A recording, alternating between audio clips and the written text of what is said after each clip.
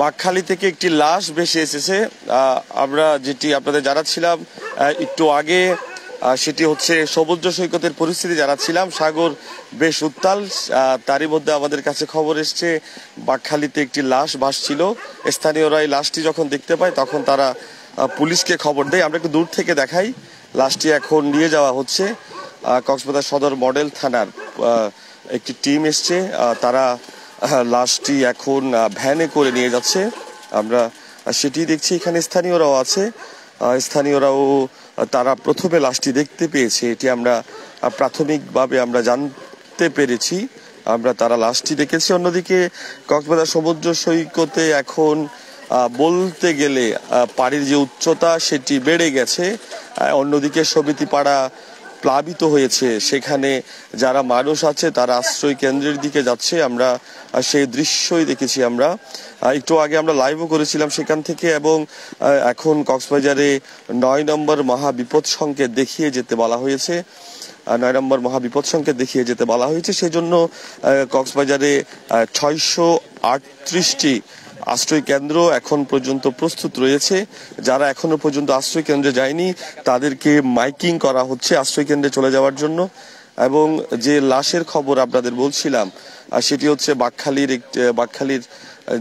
বাকখালীর নদীতে এলাকাবাসী একটি লাশ তারা দূর থেকে দেখতে পাই।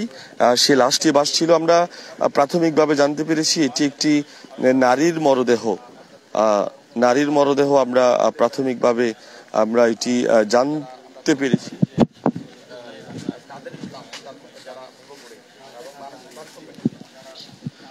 একটি নারীর মরদেহ আমরা প্রাথমিকভাবে জানতে পারছি। এখানকার যারা স্থানীয়রা আছে তারা আমাদেরকে এমনটা জানিয়েছে। পুলিশ এসছে, পুলিশের সাথেও আমরা কথা বলবো, পুলিশের কাছ থেকেও জানার চেষ্টা করব, এবং একটু যে ঘূর্ণিঝড় রেমালের একটি সার্বিক পরিস্থিতিও আমরা একটু যোগ করতে চাই। সেটি হচ্ছে চট্টগ্রাম এবং কক্সবাজার সমুদ্র বন্দর, দুইটি সমুদ্র বন্দরকে 9 নম্বর মহাবিপদ সংকেত দেখিয়ে যেতে বলা হয়েছে, এটি হাওয়া দপ্তর থেকে বলা হয়েছে। অন্যদিকে মংলা এবং পায়রা সমুদ্র বন্দরকে 10 নম্বর মহাবিপদ সংকেত দেখিয়ে যেতে বলা হয়েছে।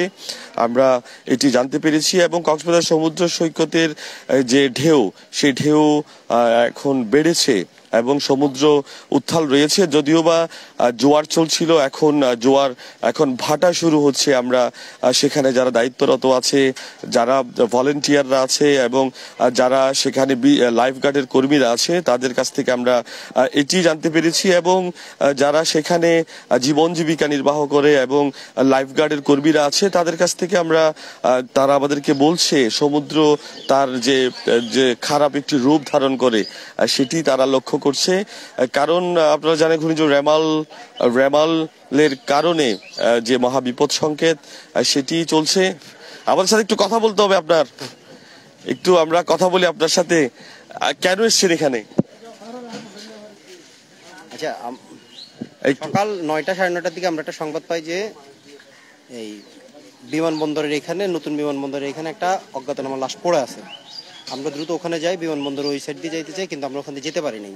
কারণ ওখান দিয়ে ওই যে পানি উঠার কারণে পুরো চারপাশে দ্বীপের মতো হয়ে গেছে।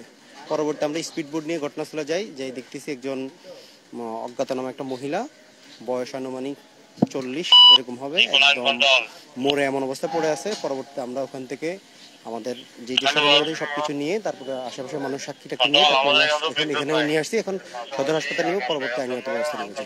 প্রাথমিকভাবে কি ধারণা করছেন? প্রাথমিকভাবে আশেপাশের মানুষকে জিজ্ঞেস করলাম, অজ্ঞাত মহিলা, পচা গন্ধ জিনিস খেয়ে বেঁচে থাকতেন, এরকম সবাই বলতেছে পাগল, মানসিক ভারসাম্যহীন। ধন্যবাদ। পুলিশ প্রাথমিকভাবে বলছে মানসিক ভারসাম্যহীন বলছে প্রাথমিকভাবে, যদিও বা তারা এখন লাশটি কক্সবাজার সদর হাসপাতালের মর্গে নিয়ে যাবে।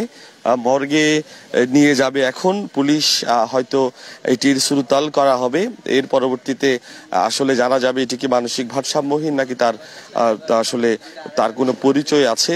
তবে পুলিশ বলছিল তারা যে স্থানীয়রা যখন লাশটি দেখতে পায় তখন তারা পুলিশকে খবর দেয়। পুলিশকে খবর দেওয়ার পর পুলিশ এসে সে লাশটি এখন নিয়ে যাচ্ছে।